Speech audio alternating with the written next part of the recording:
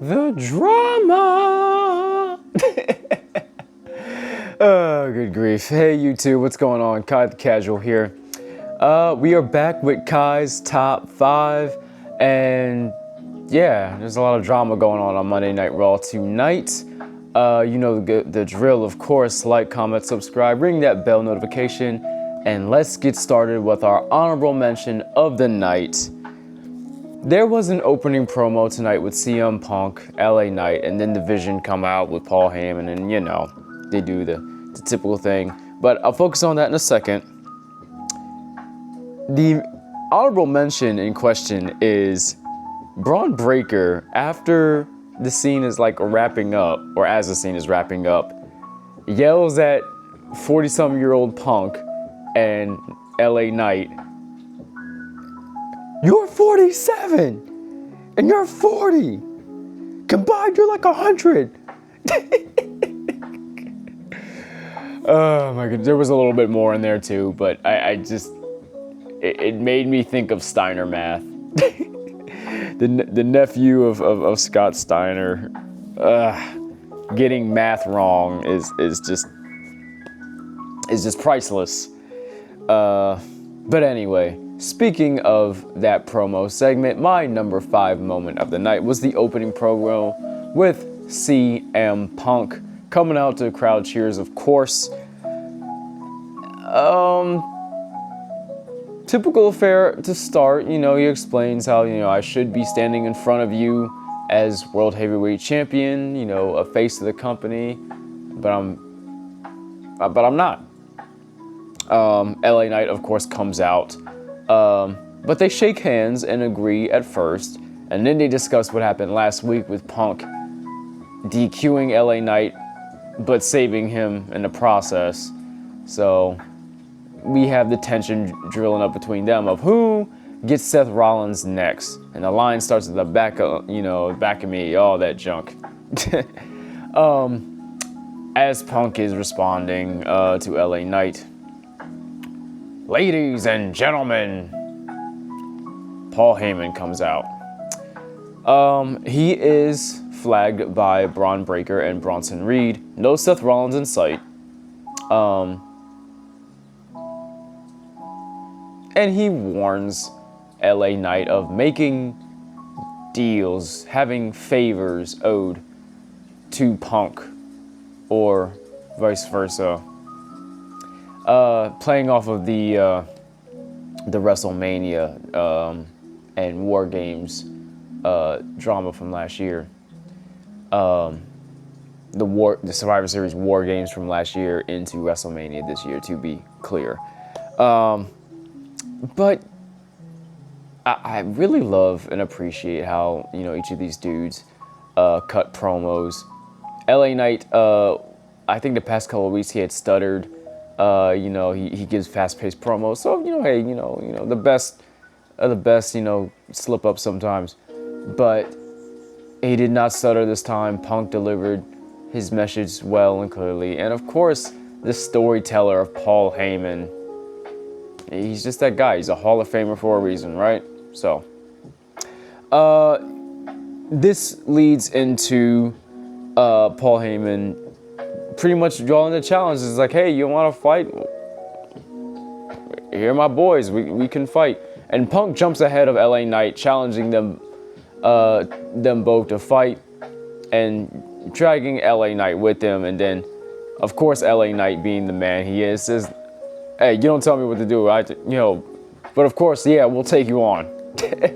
So they end up agreeing at the end of the day. So that is my number 5 moment. I love a good opening promo segment that gets me ready for the rest of the show and gets me excited for a main event. But anyway, number 4. The opening tag team match was pretty good.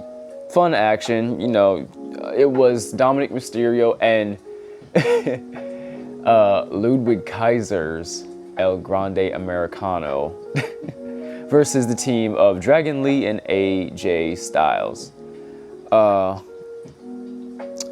Something I liked from this match that I have on my notes here was Dominic Mysterio has this mask that's kind of a tribute to his dad, but he doesn't wear the mask because, you know, oh, he's too good looking, and, you know, he's not his dad. He's the greatest Mysterio of all time, and he's the king of the luchadors.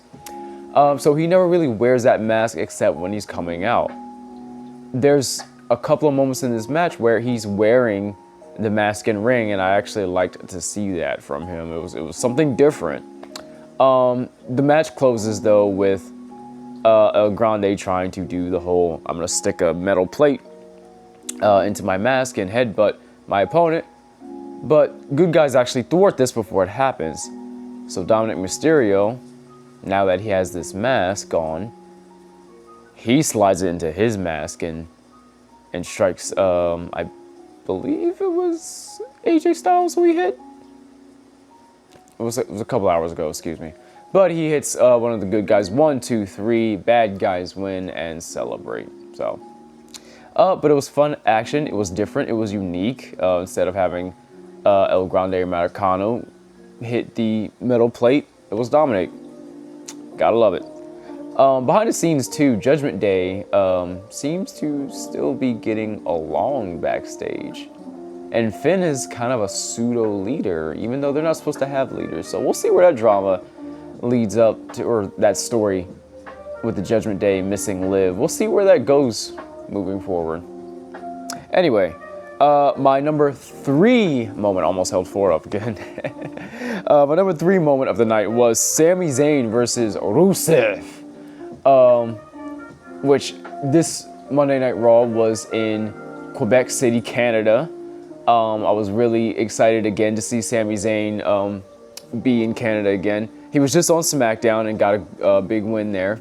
And I thought he might do it again, even though Rusev is you know, he's new, he's returned, he's fresh. And he's only really lost once to Sheamus, and I think there was an asterisk on that match. And I almost thought that Sami was gonna get a legit hometown win here. He does win, but unfortunately it's by DQ, because after this clinic of a match that they were putting on, Solo and the MFTs, former bloodline buddies of Sami Zayn, come to interrupt the proceedings, which causes some issues, obviously.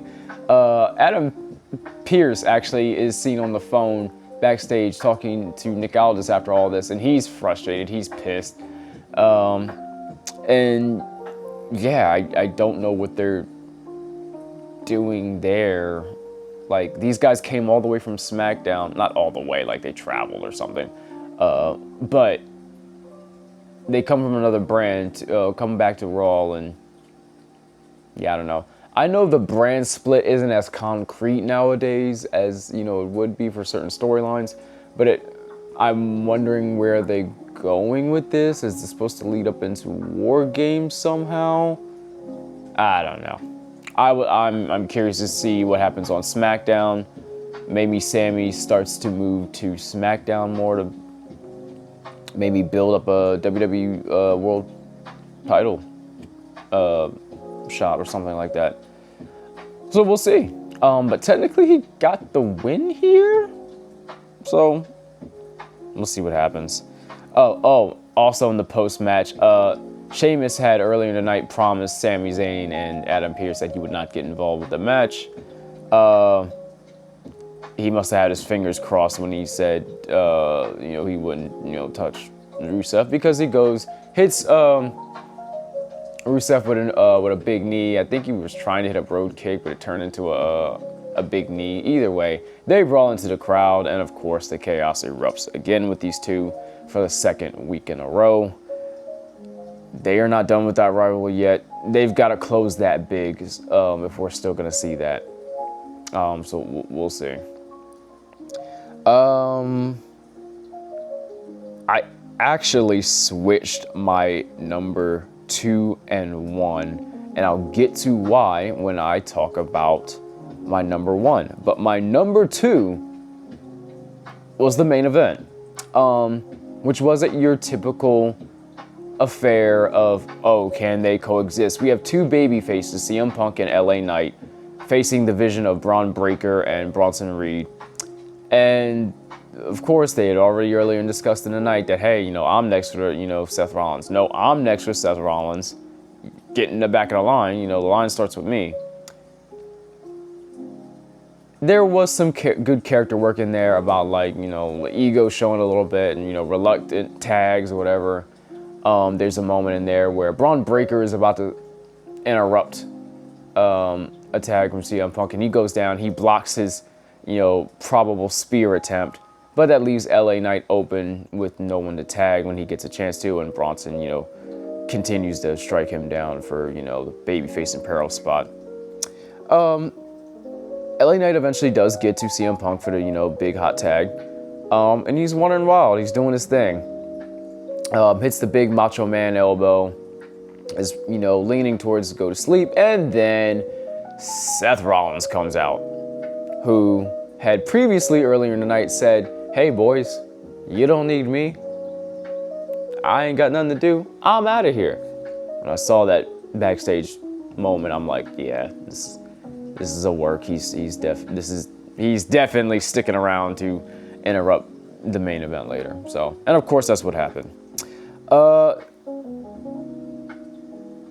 We see the Vision then beat down our babyface heroes, and then Jey Uso, who was not there last week, has returned with a steel chair, and he fends off the Vision.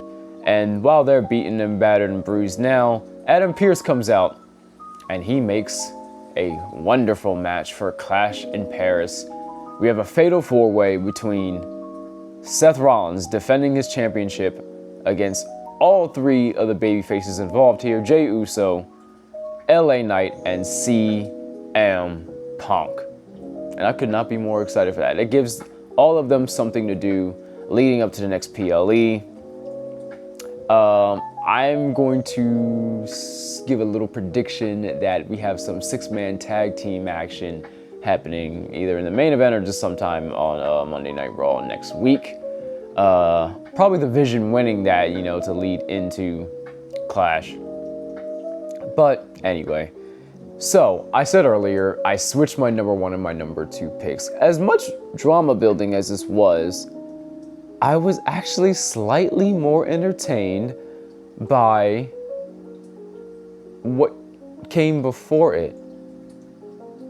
Also, before I completely move on to Seth Rollins and the Vision, then proceed to attack the three baby faces and stomps them all to close out the show. Yeah, so after all that, they end up disagreeing and attacking each other and end up paying for it. So no more will they coexist here. The match is over. They can't coexist now. They're after that World Heavyweight title. LA Knight's trying to get his shot. Punk's trying to get his rematch from getting cashed in on. And Jey Uso never got a rematch. Now, I know there's no rematch clauses anymore, but it gives them all good reasons to want to be there. Anyway, back to my number 1. I loved the backstage drama build-up and the match that preceded it. I have Io Sky versus Roxanne Perez as my moment of the night. That is my number 1, and I'm locking it in. I'm going to tell you I enjoyed this above everything else. Now, I might not wholly like where it's going, but it's something for everybody to do, and I appreciate that they're doing it. I'm going to read this verbatim on my notes just so you get a clear understanding. So following a respectful denial of cornering from former Damage Control teammates, the Kabuki Warriors, Kairi and Asuka, Io Sky engages in a great match against Roxanne Perez, which it was a great match. Go watch it. This is my number 1 because of this drama and the drama that precedes it. Plus, the match itself just felt like it could have main evented tonight. Io Sky is a main eventer, and Roxanne Perez, you already saw her in NXT. She is a main event caliber performer. They have great face-heel dynamics in this match. Excuse me, stuttering a little bit. Great face-heel dynamics during this match. They work off each other's moves well enough. There's one moment where, and I'm not sure if it was planned or not, where Io's supposed to hit over the moonsault.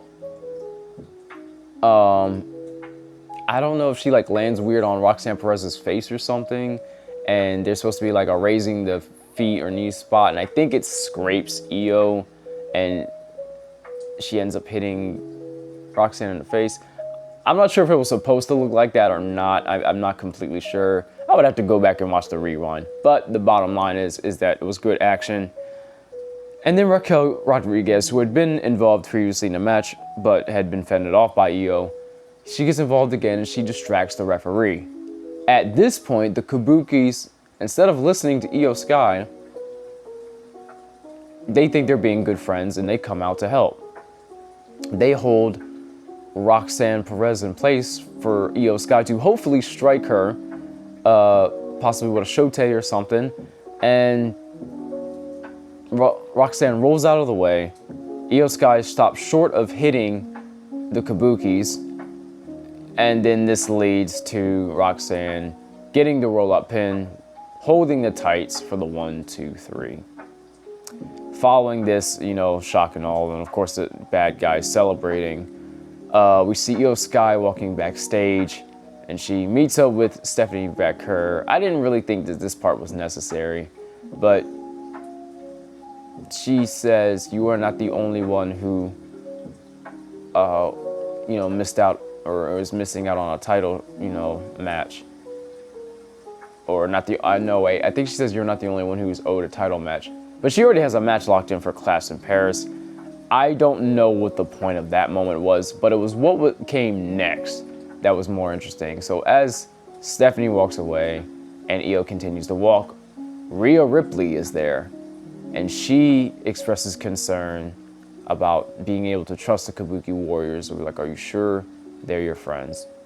And Io shrugs off and says, I know what you're trying to do. Like, they are my friends.